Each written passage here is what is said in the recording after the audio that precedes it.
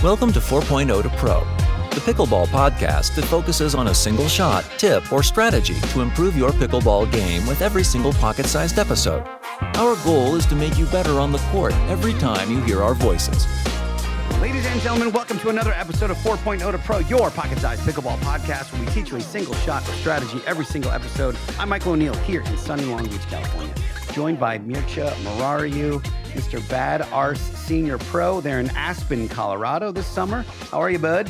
I'm doing great. It's nice to be back in Aspen after a brief sojourn in South Florida. Happy to be back. I bet you the temperatures are 20 degrees less and much less humid. Yes, the humidity is definitely less. That being said, it's interesting. When it gets warm here, when the temperature is 70, it feels like 80 in Florida. It's just kind of interesting. But yes, the humidity is definitely much less. It's walking into a wet blanket. Today, we are talking about lefties, Mircea. It's really strange, I would say, that in rec you face lefties somewhat often. And in that 3-5-ish to 4-2-5-ish area, very often those lefties are not stacking, even though we think they should be. But yes, in tournaments, weirdly, you seem to face lefties a lot. And I think it's because when people figure out the lefty-righty combo, it can be a pretty lethal pairing. it definitely can if it's done properly. And at the higher levels, you can obviously see that it's done properly. Good example of a nice lefty-righty combo these days is CJ Klinger and JW Johnson on the men's side. And then Jade Kawamoto,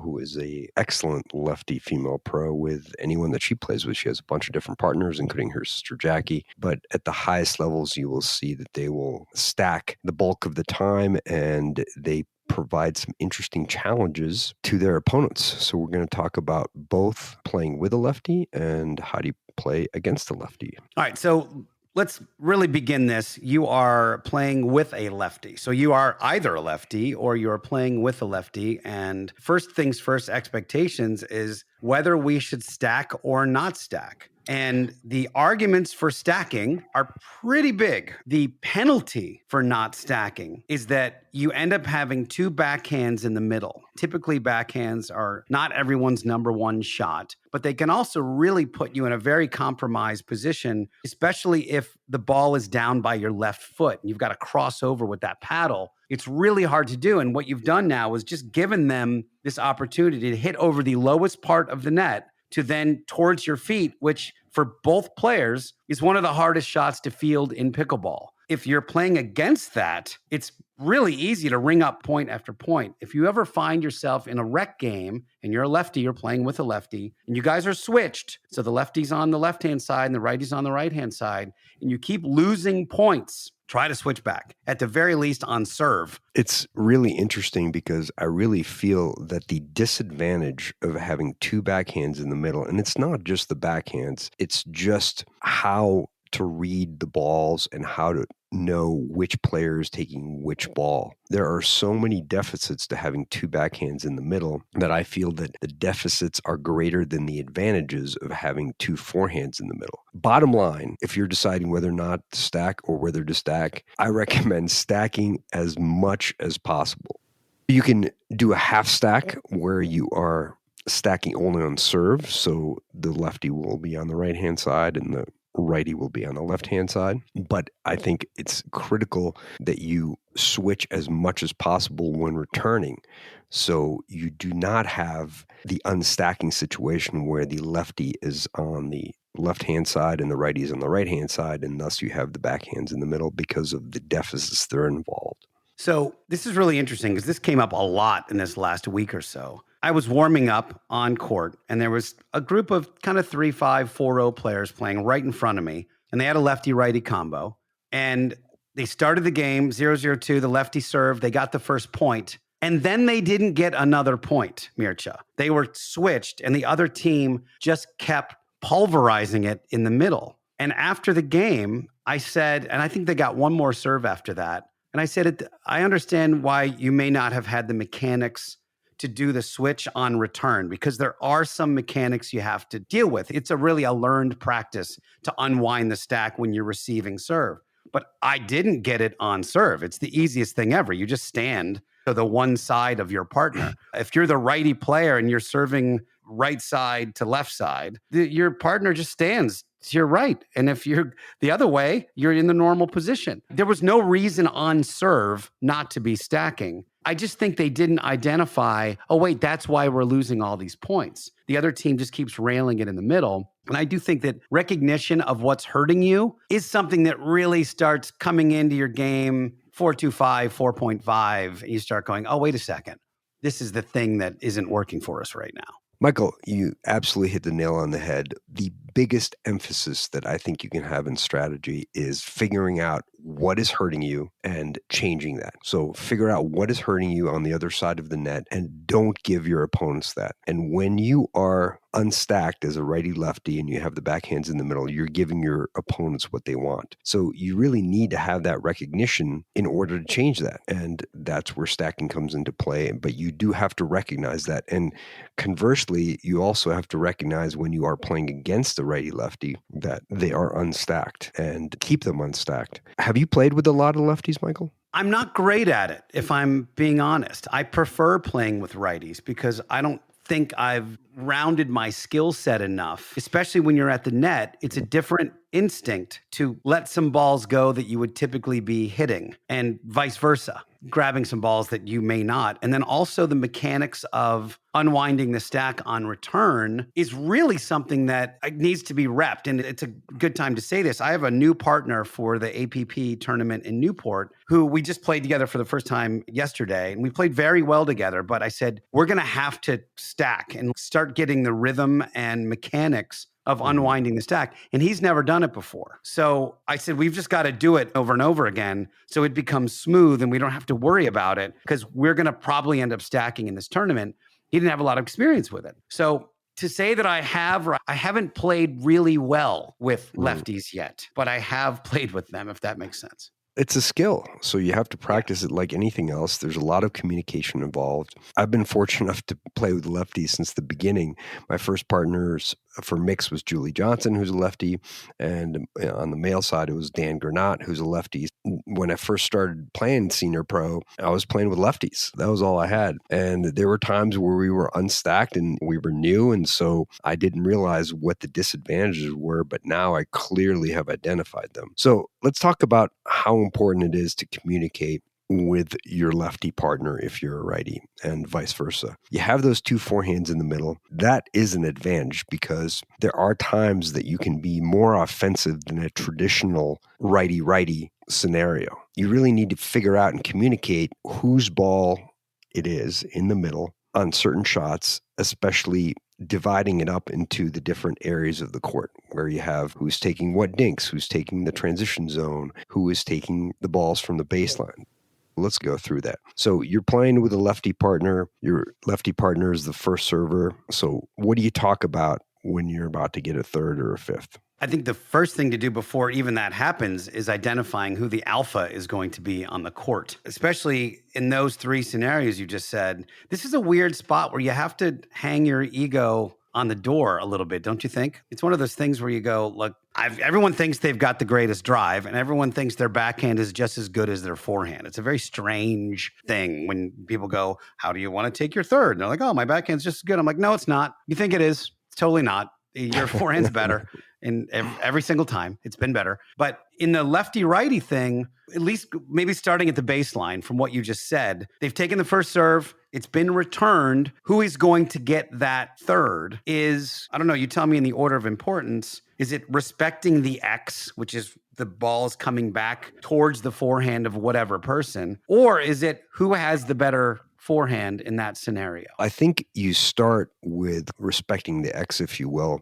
And what that means is that if the left-hand player is serving on the right side and they're serving to the opponent right side, and that ball is returned cross-court or cross-court middle, then that would be the lefty's ball. And then vice versa. The right-handed player is serving from the left side when the ball's returned cross-court or cross-court middle, so that would be the right-hand players. Now, you mentioned about the alpha player. The reason that I split it up into different parts of the court is because people have different skills in different parts of the court. So the alpha might be one player when they're at the baseline because someone's got a bigger forehand drive or a better forehand drop, for example. And when you're at the kitchen dinking, someone might have a bigger forehand volley or a better backhand volley or vice versa, etc. So I think the quote alpha doesn't necessarily have to be one player for all three levels of the court. There's some people that are better resetters. The transition zone is a little bit different because then you really need to respect the X a little bit more because the ball is often coming very quickly because your opponents are attacking you in that scenario. So when you're dropping cross court, you want to follow the ball. So the simplest way to think about it is just follow the ball and don't turn your hips or shoulders straight ahead towards the net. If you are hitting the ball towards your right, you want to slightly angle your shoulders and your hips and just follow the ball that way. That way you can track it a little bit better and you can decide on who's taking the balls a little bit easier that way. But I think it's really important to communicate the alpha, the different zones of the court, rather than just an overall alpha player. Yeah, I think that makes tons of sense. I want to clarify something with the serve and return respecting the X part. So if it's 0-0-2, the lefty serves first. If the other team returns to the righty, so the person playing on the left side across from them, are we suggesting, this is where the X versus better forehand could come in. If I've got a pretty open look on that ball, if I'm on the left, are we suggesting that it's better if I take that shot versus the lefty step in front of me and take that drive, assuming that our drives are somewhat equal? All things being equal, I would suggest that the righty who's on the left side take that ball and ideally drive it straight ahead. And that way the lefty can put pressure in the middle. That being said, there are other factors involved, like who's got a bigger drive, who's got a better drop, who is more mobile. These are all things you want to consider. The biggest thing is to communicate and realize why you're doing what. Meaning that sometimes it helps, at least it helps for me, like mentally, or at least how I'm approaching who's taking what ball. It helps me to understand why that's the case. An example might be returns. Like if you're returning to one player because even though they might be the better player, like you're returning there because you want to keep that person back from attacking them or charging because they have a long wingspan or they're really fast. So it helps me to understand why. So if I'm taking a ball and I'm taking the third or the fifth, like it helps me to understand why. So that's really important, I feel, to communicate with your partner. And if they're a little bit faster than you, if they have a bigger forehand, just say, hey, and perhaps maybe you have a more consistent drive or drop, just say, hey, I'm going to take the third if it goes to this spot, and you go crash, especially if it's a short return. So I really find it helpful for myself. I don't know how you feel about this, but about understanding why each player has a certain role. Yeah, for sure. And you mentioned something at the beginning of this, which is, I don't know that there's a greater importance on anything other than communication in this case, especially if you're new partners, because we'll talk a little bit about what it's like to face brand new lefty-righty partners, but especially in the transition zone. We've talked baseline, we will talk net in a second, but in the transition zone, it's pretty common for the other team against a lefty-righty team to try to crank it in the middle as much as they can. Certainly at the beginning, we're relying on that team not having great communication and those guys not knowing which forehand to take, right? So that's something that has to be really clearly defined. In rec games, it's very often not defined because they just don't have the reps. In tournaments, especially if they're a partnership that's been playing for a while, those things are defined and they are much better at handling those middle balls that could be really communication errors otherwise, don't you think? I would agree with you. The dynamic still occurs and quite commonly. So the biggest advice I have is that the more you play with lefties, the more communication you have and the more you communicate in between points and ideally in between games, especially if you have a partner, about who's going to take which ball in general. And the more practice you have, the more defined the roles become. So in a standard right-hand player, if I'm playing the right side, I've been making a lot of hay lately, and don't tell my opponents this, but we talked about this at our camp, is there's not a lot of reason to not sit on a backhand counter if you're on the right-hand side, unless they really start picking on your right shoulder and they've really recognized that you can be hurt there, you're not sliding over, whatever. It's really easy to stay in this backhand shield and counter pretty much everything that comes at you. It's great. It makes you feel like you're Colin Johns or whatever over there. The really cool thing about playing with a lefty is you can do the same thing now on the left-hand side, and they can do it on the right-hand side because now you have somebody protecting that shoulder. So if I'm on the left and the ball's right in front of me, I can sit backhand because I know that my lefty partner is covering my right shoulder. Does that make sense? He's covering the middle. And then I can do the same thing to him. I can just sit on that forehand. Makes it really difficult for the other team to speed up at body without a great response from us. Yeah, exactly. And one thing that you also want to keep in mind is that in that scenario, the person that's covering the middle really needs to scoot over and cover in the middle. So if you're a lefty and you're on the right side and your partner is getting the ball, you have to shift your shoulders a little bit that way towards basically the right side of your opponent's court and scoot a little bit towards the middle, because if the ball is going to your right shoulder, it's fast, it's going out. Yeah. You want to be there to cover the chicken wing style. And the closer you are, the easier it is. Like, I know when I'm playing with Julie Johnson, I know if the ball is directly in front of her, she is sitting backhand shield and I'm covering the middle. So anything to her left, I'm covering. I tell her, I said, don't even worry about your forehand. And that's an excellent point that you've raised. But you have to shift over. Are you shifting as a team, depending on where that ball is? So if it's in front of me, Julie's now covering the middle with her forehand and you're in backhand shield. Now it's back over in front of her. Now you're covering the forehand and she's in that backhand shield. Is it pretty much back and forth like that to make sure that you guys are covered for a speed up?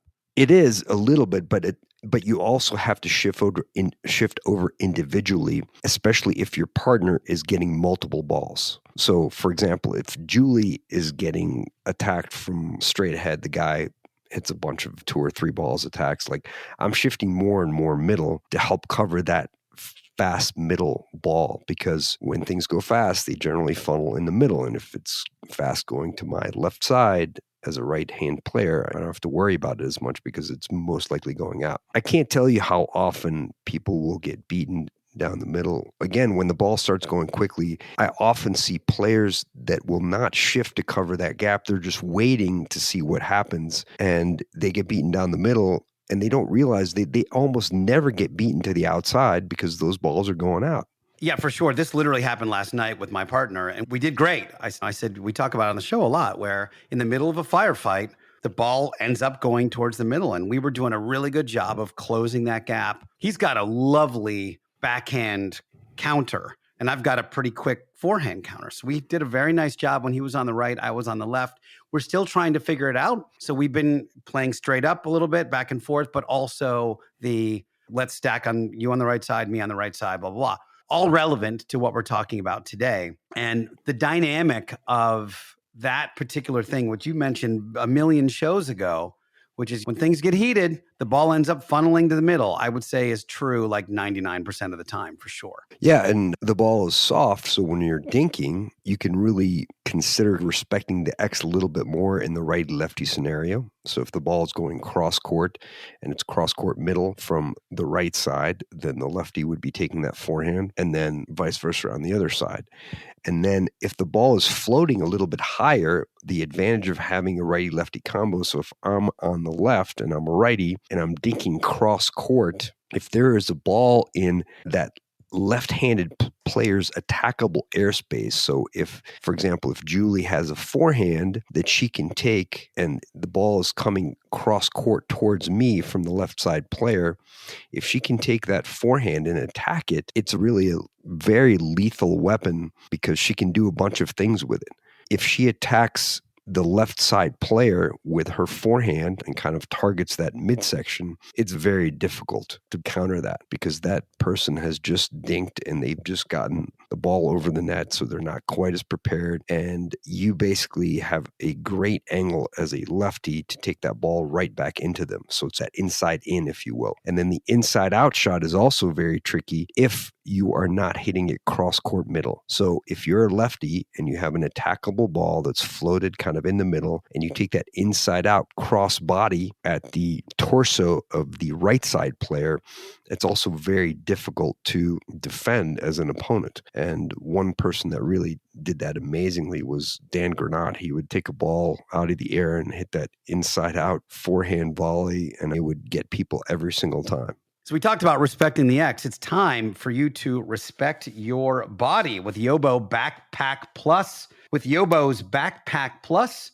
this is a kit, guys, that will allow you to warm your body up before you warm your pickleball shots up. Let's keep these orthopedic surgeons on the golf course and keep you guys on the pickleball court with the Backpack Plus. I just came up with that right now, Mircea. They should pay me extra for that one. Guys, this is a kit that has the therapeutic massage gun.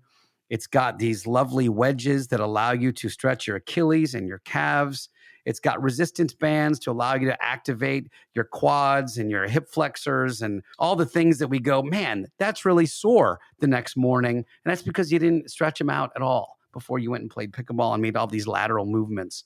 So the Yobo Backpack Plus has everything you need to warm your bod up before you hit the courts. All you got to do is go to 402p.com/warmup, 402p.com/warmup to grab your Yobo Backpack Plus, and it's worth it. You guys will feel much better on the court, and you'll be thanking us the next time you get on the court and you feel really good and you're dinking better than your opponents. Mircea, we've talked about playing with a lefty. Let's talk about playing against a lefty. So just take everything we just said and do the opposite. Now, there are things to recognize, as we've mentioned a few times on the show. For instance, if for whatever reason they don't unstack, so they've got the lefty on the left and the righty on the right, or if they're a brand new partnership and they haven't figured out the communication and who's the alpha yet. So those are the first two things off the top of my head that we can take real advantage of right out of the gates. Yeah, first of all, you have to recognize you're playing against a lefty and a righty. It's incredible how often I see players. 5 points a game, dude. I give them 5 points a game by speeding up to the middle or something and just eat it because I go, oh God, he's a lefty. I forgot it again. Exactly. Or you get the lob in the middle and I hear it's 8-all. He's a lefty. I was like, yeah. Son of a.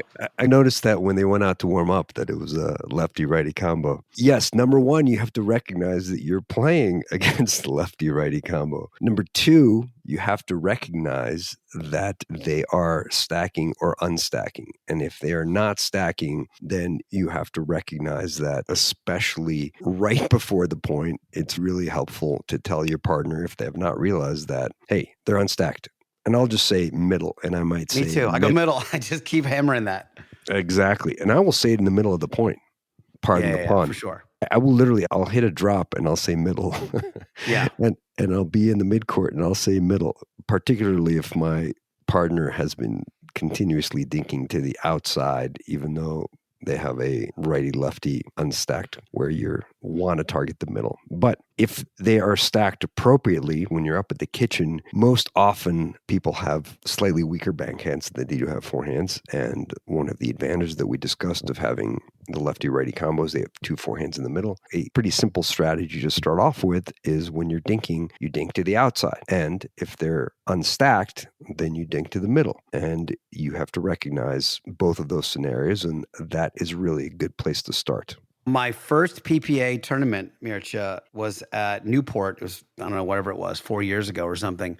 We faced in the finals a lefty-lefty combo. And Can you imagine having to just flip your brain over after playing pretty much righties 99% of the time in your life, that every shot you hit was going the wrong way?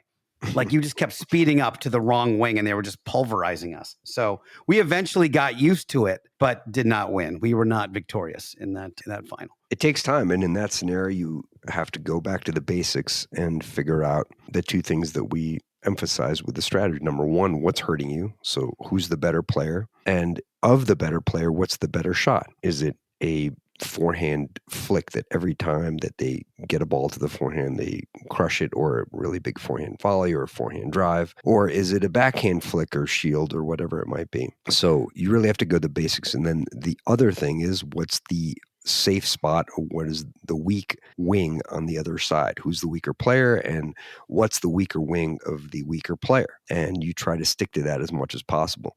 And don't forget, like we talked about earlier in the show, that it might be different. There's some people you want to return to at the baseline because their forehand might be weaker at the baseline. They make more errors. Yet when they're up at the kitchen, it's their backhand that's the stronger side, or maybe it's their backhand that's the weaker side. So you really have to recognize what level of the court they're at and which wing is stronger or weaker. I was just going to say, I play against a guy pretty regularly. He's one of our standard lefty dudes. He has such an advantage being a lefty because he mostly plays against righties. So he has all that strategy inherent. And he's so used to people going outside on him to go to his backhand because there's obviously his forehand's in the middle. He's on the right-hand side. And he's so used to that it turns out that his forehand is his weaker shot. We end up strategizing. And I'm like, if you chicken wing him on his forehand side or just aim towards his left foot, it ends up being better because he's so good at resetting the ball. He's so used to everybody going to that outside that he's got that shot completely down. So it ends up his forehand is a bit of his weaker wing. Yeah, and that's great recognition. And that's really what we're looking at. There are players that are better at resetting with their backhands in the transition zone because they often get targeted in the backhands. So that's what they're used to. And when you go to the forehands, it's a little bit more difficult. One of the best spots to attack when you're speeding up, either off the bounce or in the air, when you're attacking your opponents, is paddle side body. So you're trying to chicken wing them. One of the things that happens is that when you're directly across from the lefty, it's a little bit odd because you're used to the targeting the other side because the person's a righty. But if you recognize that, you can really improve your success at attacking by attacking the left side body of a lefty. So keep that in mind. One of the things that I've noticed that is really effective when I'm playing the right side and I have a speed up with my backhand in the air, if I go inside out, I'm basically chicken winging the left-handed player because I'm going into their body from the right side. So I'm going cross court towards their body, and it's hard for them to have a backhand or forehand shield because I'm going right into their body. So that's one of the ways that you can attack a left-handed player when they're on the right side, from the right side. I also really like in that scenario, let's say you're in a cross-court dinking battle. I love just looping a ball down the line, whether I'm on the forehand or the backhand, because you've basically then you're lobbing over each of the player's backhand sides. And I don't even know how to describe it on the pod, but there's a move where as the left-hand player, you're in this backhand slice dink rally, right? Going cross court, hitting these backhand slices. There's a move where you can step back, ball's coming in at me. I can step back and flip my paddle over and end up hitting a looping almost forehand where the paddle's kind of inside out over the right-hand shoulder of the left-hand player. It really works well against lefties. I don't know what it's called, but it's like this very fancy, funky paddle move. But if you can work on just a looping lob down the line against lefties, whatever player you want, it ends up working really well. Yeah, that's a really good point. While we're on the lobs, let's go back to the unstacked version that we talked about. So we talked about going middle, and it's not just dinks. It's not just drives. It's also lobs. So if your opponents are righty-lefty and they're unstacked with those backhands in the middle, you can really test them in a lot of different ways. You can dink, and you can dink to either player's inside foot. You can speed up down the middle. That's often very confusing for your opponents to cover when they're unstacked. And lastly, you have license to lob because it's over both their backhands. So those are all the different ways that you can attack your opponents if they're unstacked. But to summarize, playing with, you have to focus on communication. You have to establish who's going to be the alpha in which part of the court, the baseline, the transition zone, and the net. And you should always be stacking because being unstacked is a huge disadvantage when someone recognizes it. Playing against lefties, you've got to first recognize you got a lefty on the other side of the court. You've got to recognize if they are stacked and unstacked and take advantage of it if they're not. You've got to really watch the middle because you've got two lethal forehands in the middle, typically on the outside, whether you're dinking or speeding up or trying to lob over their shoulder. those are places that you can target pretty easily. Does that summarize most of it? You did a great job doing that. One thing I do want to add is that when you are serving, do not forget that you can influence the stacking and unstacking situation. One of my favorite serves when I am serving from the left side and I am serving to the left-handed player who is unstacked, he or she is on the left side, I will hit a short inside out slice serve, short, soft. Yeah, I love that. It's like you're trying to curl the ball off the court, basically, and you're forcing them to go really wide outside the court just to field it. Yeah, so that will basically bring them up. And if they want to switch or unstack, it's very cumbersome because they basically have to take a 45-degree angle. They have to come up, get that return, then go straight across, and they might clank or basically bump into each other almost. That's one way that you can influence the stacking and unstacking situation. And when you are serving from the right side, so when I'm serving from the right side, I think of that little topspin short cross court serve that does the same thing. So think about how you're serving because you can get a lot of free points. So I want people to try that when they're playing rec games and practicing. Try those short angle serves on either side, especially when they're unstacked, and see what happens. You'll be surprised what advantages you're going to get. All right, guys, you've now just listened to another episode of 4.0 to Pro. Get out there, do some stacking. And this is, by the way, even if you have a regular doubles partner, if you guys have aspirations for playing in tournaments, it's worth starting to get reps in stacking and unstacking. Mircea, as always, thank you for your time. Go enjoy some pickleball courts. That's exactly what I'm going to do. I'm going to jump out there and play some pickleball here in Aspen, enjoy the views of the mountains, and have some fun out here. Life is tough over there. Folks, you've now just listened to another episode. Thank you guys for listening. As always, picklehelp.com if you have any questions for us. And we'll see you next time. Thank you for listening to 4.0 to Pro. For more tips, find us on Instagram at 4.0 to Pro. If you have a pickleball question, submit it at picklehelp.com. Now, get out there and dominate. But don't forget to have fun.